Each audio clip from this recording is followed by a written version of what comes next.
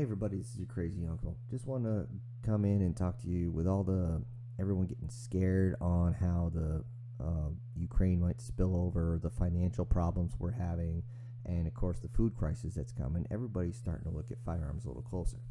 Now, for those of you who actually have worked with firearms before, just listen through. Add a comment if you want. Like and subscribe while you're at it if you could, and then if you know somebody who is looking into firearms and they don't want to listen to you, share this video, because I'm not making any money on this. I'm not even going to be referencing anything. I'm just going to let you know the 5 basic firearms you need to look into. These are the 5 that everybody should have. The first thing first is going to be your self-defense weapon. Which one that is, it could be this one, it could be that one, it could be this other piece of shit. I don't care. You know what's important? Is that you like the caliber, you can handle the caliber, and that you can train with that. That is important. As long as you do that, it really doesn't matter which one you've got. Now, we move on to hunting rifles. You're going to find almost all of these are bolt action. This has to do with ballistics, muzzle velocity, angle of shot. I'm not going to get into that. Just understand that if you're trying to take game out, more often than not, if you're going for distance, you want a good bolt action rifle. After that, we've got shotguns. Now, a shotgun can actually double as your personal defense weapon if you so choose. Just remember that because the shotgun is so versatile, you don't want to mix up the cartridges. You also don't want to mix up the barrels. It's versatile, but you need to know what you're doing.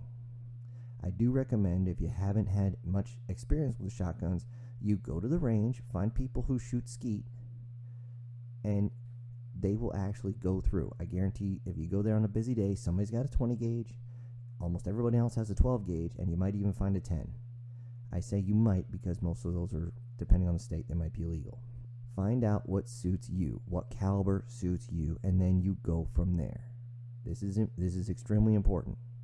Some people just cannot handle the recoil from a 12 gauge. And I'll tell you what, a 10 gauge kicks like a motherfucker. Whew.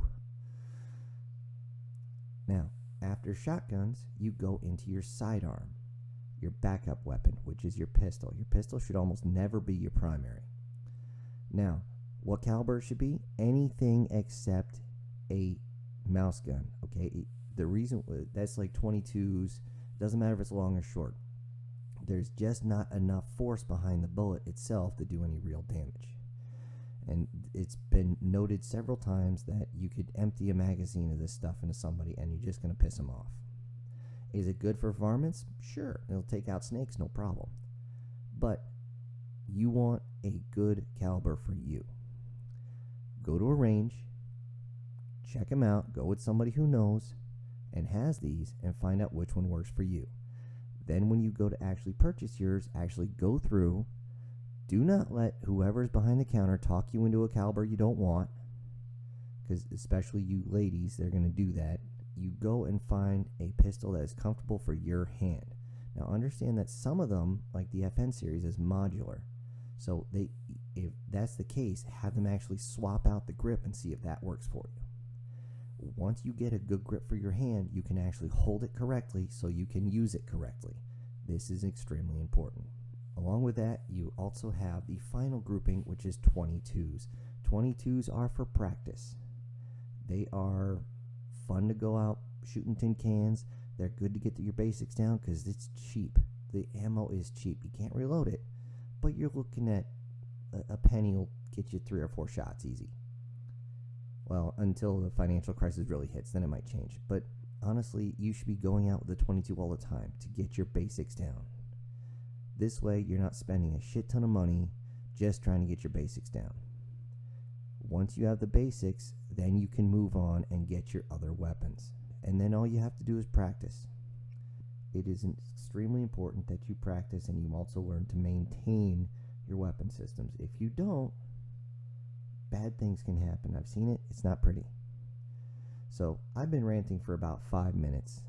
And if you're with me so far, I do appreciate it. And I hope this helps anybody who's looking into firearms. Also, if you're looking into blades, get a trainer. This is your crazy uncle, punching out.